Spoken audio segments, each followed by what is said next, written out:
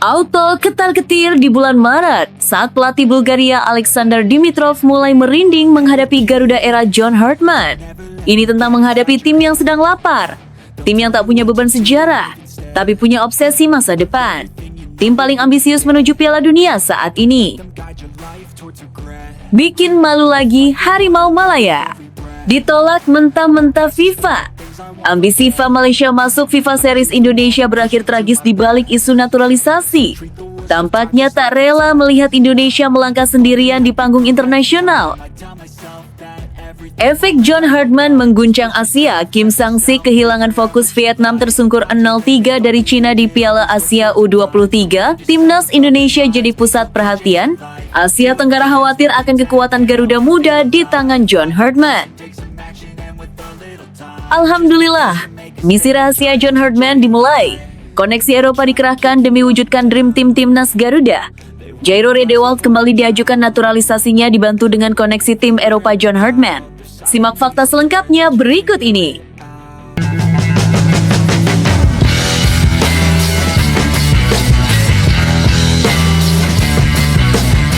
Sebelum kita lanjut ke berita terlengkapnya, alangkah mulianya bagi kalian untuk tekan tombol like dan yang belum subscribe, tolong subscribe channel ini.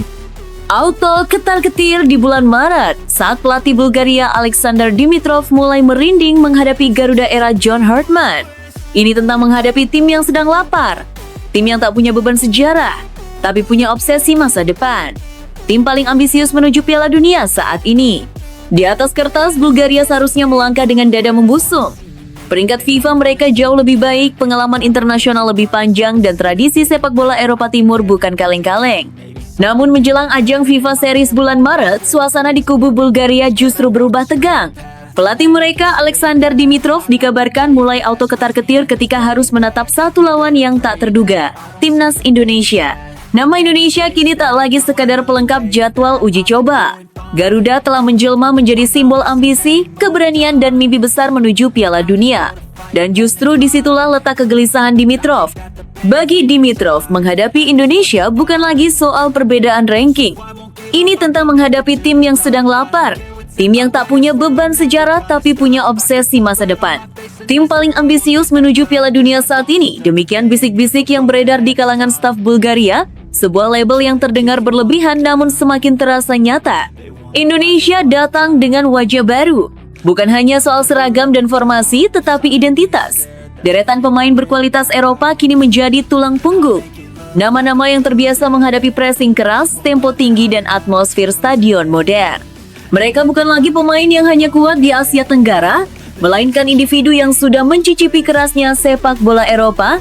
Namun sumber kegelisahan terbesar Dimitrov bukan hanya materi pemain. Sosok di pinggir lapangan jauh lebih membuatnya resah, John Hartman. Nama Hartman mungkin belum setenar Guardiola atau Ancelotti, tetapi rekam jejaknya membuat banyak pelatih mulai berpikir dua kali. Ia bukan sekedar peracik taktik, melainkan arsitek suasana. Di ruang ganti, Hartman dikenal piawai membaca emosi pemain, menyalakan motivasi, dan meredam tekanan. Ia tahu kapan harus menjadi sahabat, kapan harus menjadi jenderal. Bagi Dimitrov, ini ancaman nyata. Bulgaria terbiasa menghadapi tim kuat, tetapi jarang menghadapi tim dengan energi psikologis sekuat Indonesia sekarang. Garuda datang bukan untuk sekadar menguji formasi, melainkan menguji mental lawan.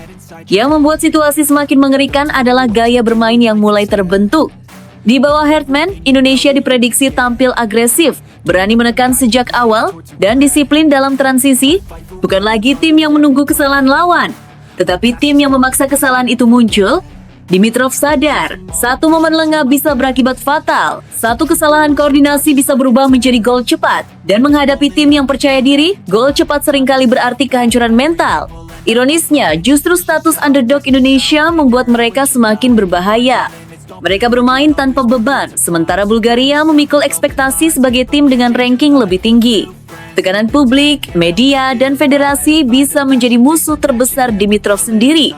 Di balik layar, kabarnya staf Bulgaria mulai mempelajari rekaman-rekaman terbaru Indonesia dengan lebih serius. Pola build-up, pergerakan sayap, hingga detail pressing menjadi bahan diskusi panas. Sebuah tanda bahwa rasa khawatir itu nyata, bukan sekedar sensasi media. Dan disinilah cerita menjadi menarik. FIFA Series bulan Maret bukan turnamen besar.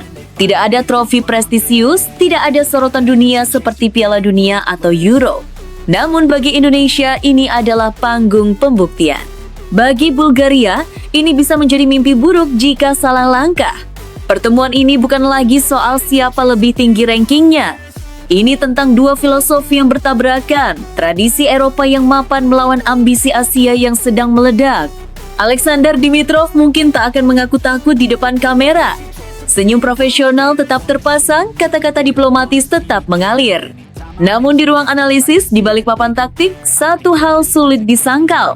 Timnas Indonesia kini bukan lawan yang bisa dipandang sebelah mata. Dengan John Hartman sebagai nahkoda, dengan pemain-pemain Eropa sebagai mesin tempur, dan dengan mimpi Piala Dunia sebagai bahan bakar, Garuda datang bukan untuk bertahan. Mereka datang untuk menguji, mengguncang, bahkan mungkin menjungkir balikan hierarki. Dan jika sampai Bulgaria terpeleset, dunia akan kembali bertanya, apakah ini awal dari kisah besar Indonesia menuju panggung dunia? Bulan Maret akan menjawabnya. Satu hal pasti, ketegangan sudah dimulai jauh sebelum peluit pertama dibunyikan. Bikin malu lagi Harimau Malaya. Ditolak mentah-mentah FIFA. Ambisi FIFA Malaysia masuk FIFA Series Indonesia berakhir tragis di balik isu naturalisasi. Tampaknya tak rela melihat Indonesia melangkah sendirian di panggung internasional. Jagat sepak bola Asia Tenggara kembali berguncang menjelang FIFA Series yang akan digelar di Indonesia pada bulan Maret 2026. Saat publik Indonesia sibuk menantikan deretan lawan kelas dunia yang akan datang, sebuah kabar mengejutkan muncul dari negeri jiran. Timnas Malaysia secara tiba-tiba mengajukan diri untuk ikut ambil bagian dalam turnamen prestisius tersebut. Langkah itu sontak menimbulkan tanda tanya besar. Mengapa Malaysia begitu ngotot ingin masuk ke ajang yang sejak awal dirancang sebagai panggung unjuk gigi Timnas Indonesia? Jawabannya sederhana namun syarat gengsi. Mereka tak ingin kalah pamor. Dalam beberapa tahun terakhir, Indonesia melesat cepat. Proyek besar menuju Piala Dunia, deretan pemain diaspora, pelatih kelas dunia serta sorotan media internasional membuat posisi Garuda kian diperhitungkan. Malaysia, yang selama ini menjadi rival klasik di kawasan, tampaknya tak rela melihat Indonesia melangkah sendirian di panggung global. Maka proposal pun dikirim. Malaysia berharap bisa ikut meramaikan FIFA Series di Indonesia, sekaligus membuktikan bahwa mereka masih sejajar dengan Garuda. Namun harapan itu runtuh seketika. Dari markas besar FIFA, jawaban datang tegas, dingin, dan tanpa kompromi. Permohonan Timnas Malaysia ditolak. Bukan karena kuota penuh, bukan karena jadwal bentrok, melainkan karena alasan yang jauh lebih sensitif dan memalukan. Menurut sejumlah sumber internal yang beredar di kalangan media Asia, FIFA masih menempatkan sepak bola Malaysia dalam status pantauan khusus. Sorotan utamanya, masalah pemain naturalisasi yang diduga tidak sepenuhnya sesuai regulasi. Isu ini sebenarnya bukan barang baru. Dalam beberapa waktu terakhir, nama Malaysia kerap dikaitkan dengan proses naturalisasi pemain asing yang dinilai terlalu cepat, kurang transparan, bahkan disebut-sebut berpotensi melanggar aturan FIFA mengenai status kewarganegaraan dan kelayakan membela tim nasional. Dan bagi FIFA, urusan ini bukan perkara sepele. Induk sepak bola dunia dikenal sangat keras terhadap pelanggaran administrasi dan status pemain. Bagi mereka, satu kesalahan kecil bisa mencoreng wajah sepak bola internasional. Turnamen resmi, apalagi yang membawa nama FIFA, harus steril dari potensi skandal. FIFA sangat sensitif terhadap isu naturalisasi ilegal karena bisa membuat malu organisasi di mata dunia, ujar seorang pengamat sepak bola Asia Tenggara. Mereka tidak mau turnamen yang seharusnya prestisius justru berubah menjadi sorotan negatif. Inilah yang membuat keputusan FIFA begitu tegas. Selama status Malaysia masih berada dalam pengawasan, pintu turnamen resmi langsung tertutup rapat. Bagi Indonesia, situasi ini justru mempertegas posisi mereka di mata dunia. FIFA Series edisi Maret 2026 di Indonesia dipandang sebagai ajang serius, bukan sekedar turnamen hiburan. Lawan-lawan yang datang dipilih ketat, citra kompetisi dijaga, dan kredibilitas menjadi prioritas utama. Sementara itu, di Kuala Lumpur, penolakan ini terasa seperti tamparan keras. Ambisi untuk menyamai langkah Indonesia justru berubah menjadi bumerang. Alih-alih tampil di panggung internasional, Malaysia kini harus menghadapi sorotan tajam terhadap tata kelola tim nasional mereka sendiri. Pertanyaan publik mulai bermunculan. Apakah proses naturalisasi selama ini benar-benar bersih? Apakah ada aturan yang dilanggar? Dan kapan status pantauan itu akan dicabut? Di sisi lain, Indonesia melangkah tenang. Dengan dukungan penuh FIFA, status tuan rumah resmi, serta lawan-lawan pilihan, Garuda bersiap menjadikan FIFA Series sebagai batu loncatan penting menuju level dunia. Ajang ini bukan hanya soal kemenangan, tetapi soal reputasi, kepercayaan, dan masa depan. Kisah ini pun menjadi pelajaran pahit di kawasan Asia Tenggara. Di era sepak bola modern, prestasi di lapangan saja tidak cukup. Administrasi bersih, regulasi patuh, dan transparansi menjadi senjata yang sama pentingnya dengan gol dan taktik. Dan kini, satu fakta tak terbantahkan mulai terasa. Indonesia bukan lagi sekedar peserta. Indonesia telah menjadi pusat perhatian. Sementara Malaysia, mau tak mau, harus menunggu di luar pagar menyaksikan rival lamanya melangkah ke panggung yang dulu mereka impikan. FIFA Series Maret 2026 pun berubah bukan hanya menjadi turnamen, tetapi simbol perubahan peta kekuatan sepak bola Asia Tenggara.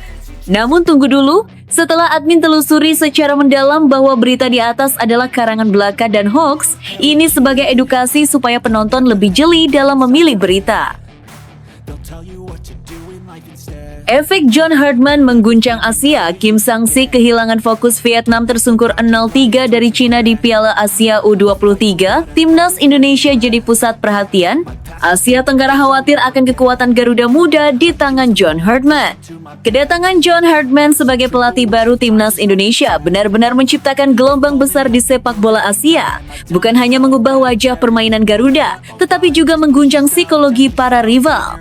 Salah satu dampak paling mengejutkan datang dari pengakuan pelatih Vietnam, Kim Sang-sik, usai timnya dihajar Cina 0,3 pada ajang Piala Asia U23 2026. Dalam konferensi pers pasca laga, Kim Sang-sik tidak berbicara panjang soal taktik atau strategi lawan. Ia justru menyinggung faktor yang tak terduga, kehadiran John Herdman di Indonesia. Efek John Herdman benar-benar membuat kami tidak bisa berkonsentrasi, ucap Kim dengan wajah letih. Gaya kepelatihannya sangat berkonsep, mengubah pemain menjadi satu tim yang bersatu dan kuat, itu memengaruhi fokus kami. Pengakuan ini langsung menghebohkan publik Asia. Bagaimana mungkin pelatih Vietnam, tim yang selama bertahun-tahun dikenal tangguh dan stabil, kehilangan fokus hanya karena perubahan pelatih di negara tetangga? Namun jika ditelusuri lebih dalam, fenomena ini bukan tanpa alasan. John Herdman datang ke Indonesia bukan sebagai pelatih biasa. Ia membawa reputasi internasional, pengalaman membangun tim nasional dari nol, serta filosofi kepelatihan yang menekankan kesatuan, disiplin, dan kekuatan mental. Herdman dikenal bukan hanya melatih teknik, tetapi membentuk karakter tim, kolektif, percaya diri, dan tahan tekanan. Lebih dari itu, Timnas Indonesia kini berada dalam fase emas. Banyak pemain muda bertalenta yang merumput di klub-klub besar Eropa. Ada yang bermain di Liga Belanda, Belgia, Inggris, bahkan Italia. Mereka terbiasa dengan intensitas tinggi, disiplin ketat, dan tekanan besar. Ketika para pemain ini disatukan di bawah satu konsep kepelatihan modern, Indonesia mendadak berubah dari kuda hitam menjadi ancaman nyata. Situasi inilah yang perlahan menggerogoti mental para rival termasuk Vietnam. Selama satu dekade terakhir, Vietnam terbiasa berada di puncak Asia Tenggara. Mereka menjadi tolok ukur, panutan, bahkan momok bagi negara-negara lain. Namun kini peta kekuatan mulai bergeser.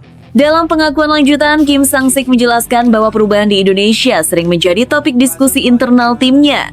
Kami melihat bagaimana Indonesia berkembang sangat cepat. Banyak pemain mereka bermain di Eropa, mentalnya berbeda, fisiknya kuat, dan sekarang dipimpin pelatih dengan konsep modern. Secara tidak sadar, itu masuk ke pikiran kami, ujar Kim. Tekanan psikologis ini ternyata memuncak saat Vietnam menghadapi Cina di laga penting. Alih-alih tampil percaya diri, permainan Vietnam justru tampak ragu sejak menit awal. Lini belakang sering kehilangan koordinasi, lini tengah kalah duel, dan serangan kehilangan ketajaman. Beberapa peluang emas terbuang sia-sia, seolah para pemain bermain dengan beban berat di kepala.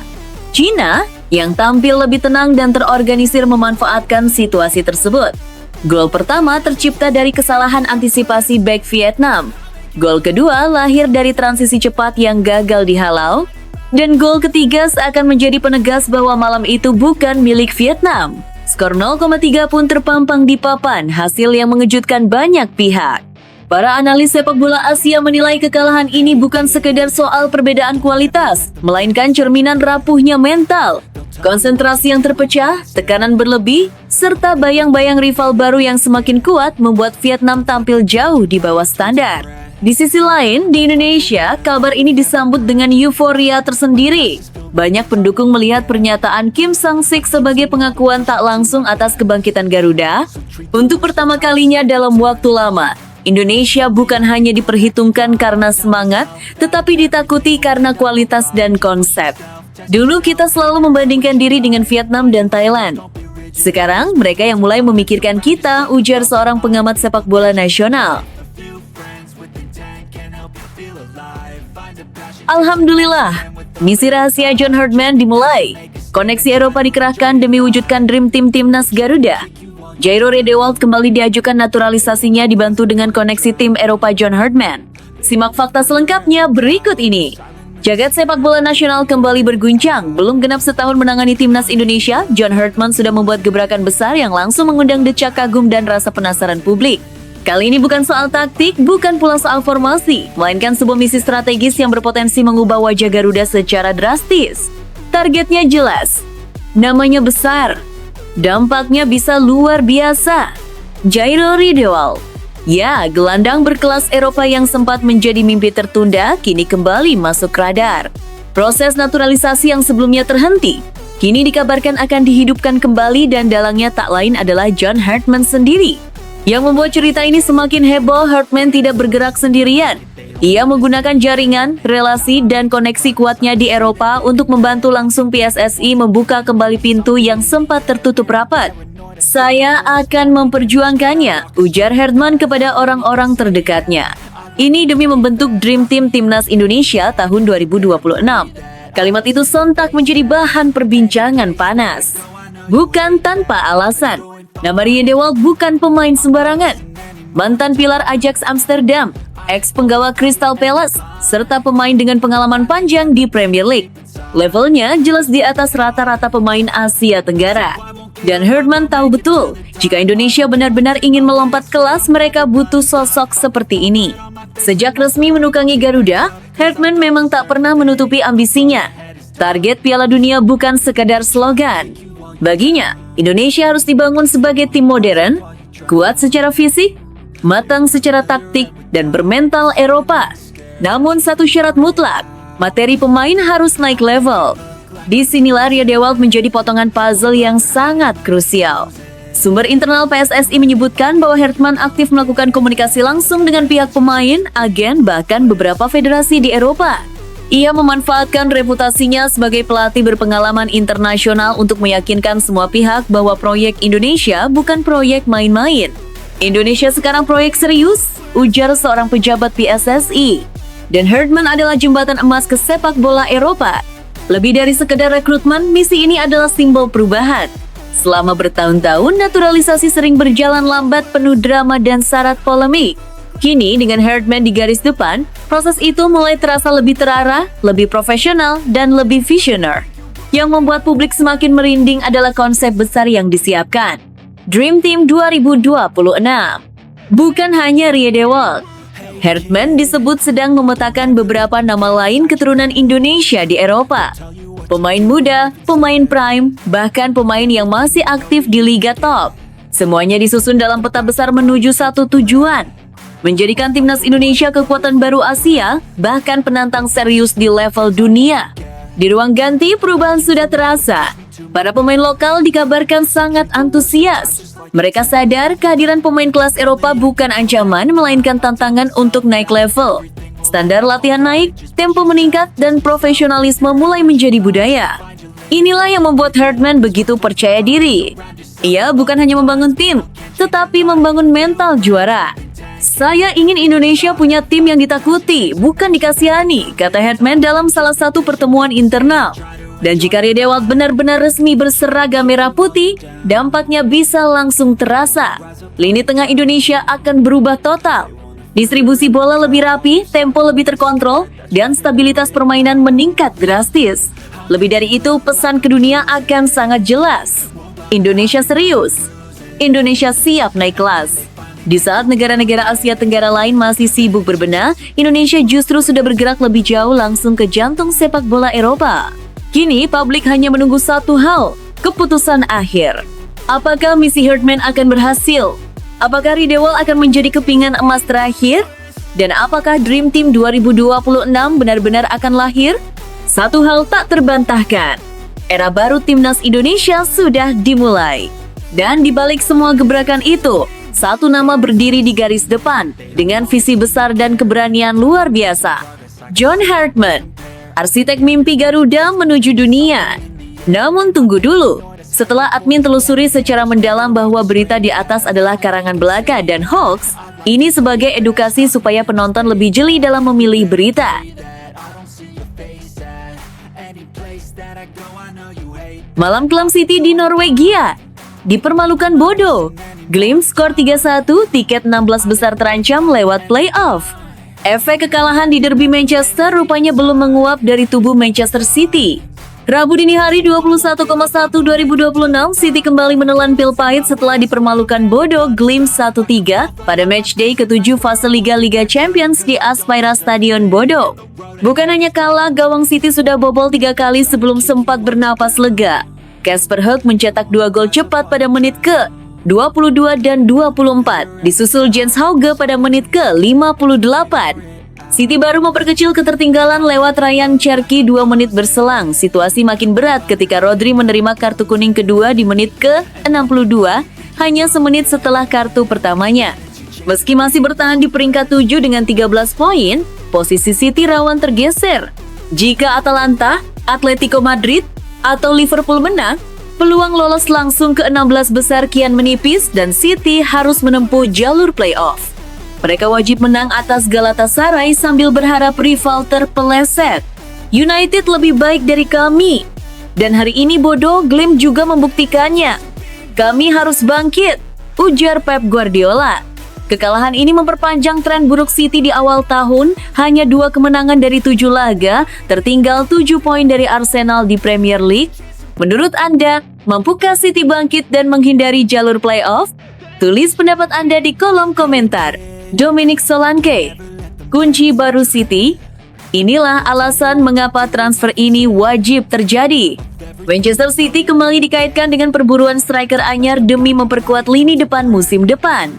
Salah satu nama yang kini ramai dibicarakan adalah Dominic Solanke, penyerang timnas Inggris yang masuk radar Tottenham Hotspur dan klub-klub papan atas Premier League. Dengan performa konsisten di level klub serta pengalaman internasional, Solanke dinilai memiliki profil ideal sebagai penyerang modern, tajam, aktif, dan cerdas membaca permainan. Produktivitasnya teruji. Musim 2023-2024 bersama Bournemouth, ia mencetak 19 gol dari 38 laga Premier League. Sepanjang kariernya, lebih dari 40 gol liga ia bukukan, dengan efisiensi tembakan tinggi dan akurasi on target di atas 45%. Tak hanya itu, Solanke juga dikenal rajin menekan, membuka ruang, serta terlibat dalam build-up selaras dengan filosofi Pep Guardiola. Di usia 26 tahun, ia berada pada fase emas, berpengalaman lebih dari 200 laga profesional, dan bernilai pasar 40-50 juta, angka yang relatif realistis. Dengan jadwal padat City, kehadirannya bisa menambah kedalaman skuad sekaligus variasi taktik. Menurut Anda, apakah Solanke sosok yang tepat untuk memperkuat Manchester City? Layakkah ia menjadi transfer kunci musim depan? Sampaikan pendapat Anda di kolom komentar. Malu-maluin, Erling Haaland bongkar 3 nama paling bertanggung jawab atas kekalahan City di Norwegia. Erling Haaland tak menutup diri setelah Manchester City dipermalukan Bodo Glimt 1-3 di Liga Champions Rabu 21,1 dini hari WIB.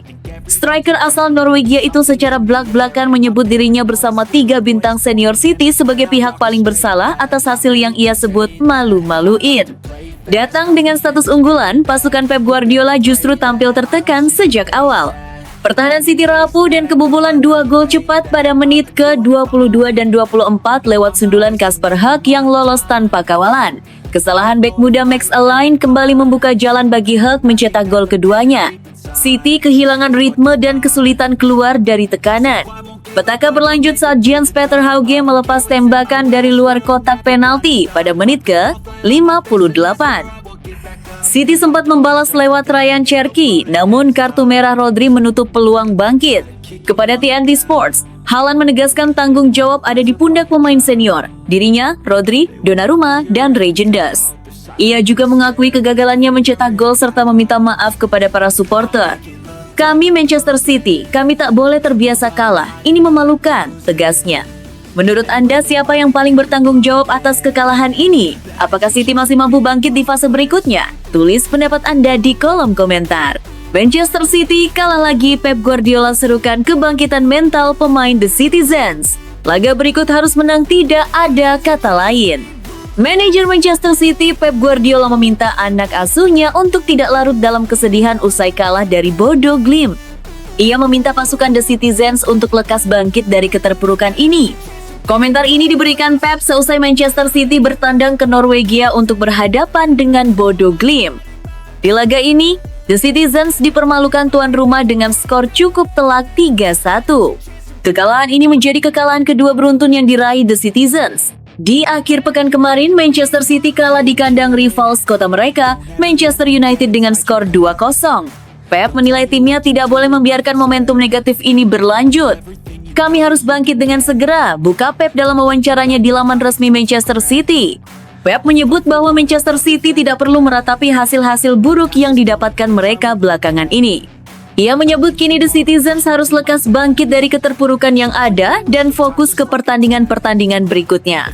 Sejak akhir 2025 kami mendapatkan sejumlah hasil yang kurang baik, entah itu di Premier League ataupun di Liga Champions seperti hari ini, sambung Pep. Namun kami harus tetap melangkah maju di mana kami ditunggu Wolves dan kami akan menghadapi Galatasaray. Segalanya memang terasa salah belakangan ini, namun kami harus mencoba mengubah perasaan itu. Sentuhan emas Carrick. Mental juara kembali hidup di Manchester United. Penyerang Manchester United Matheus Cunha mengungkapkan perubahan besar yang dirasakan skuad setan merah sejak Michael Carrick ditunjuk sebagai manajer interim. Menurutnya, sosok legenda klub itu sukses menanamkan kembali mentalitas juara yang sempat memudar. David Carrick langsung mencuri perhatian setelah membawa United menang 2-0 atas rival kota Manchester City. Kehadiran figur yang mengenal betul atmosfer Old Trafford dinilai menjadi kunci kebangkitan performa tim. Cunha menegaskan, pengalaman panjang Carrick sebagai pemain berprestasi memberi pengaruh nyata bagi ruang ganti. Dia punya sejarah di klub ini dan membawa mentalitas pemenang. Dia tahu bagaimana caranya menang, ujar Cunha dikutip dari Mirror. Carrick akan memimpin United hingga akhir musim 2025-2026. Rekam jejaknya bersama klub terbilang gemilang, 12 tahun berseragam United, 464 penampilan, serta 18 trofi, termasuk 5 gelar Premier League dan 1 Liga Champions. Kini tantangan berat menantinya untuk membawa tim finish di 4 besar. Ujian terdekat hadir saat United bertandang ke markas Arsenal Minggu 25,1. Menurut Anda, mampukah Carrick benar-benar mengembalikan kejayaan setan merah? Bagikan pandangan Anda di kolom komentar.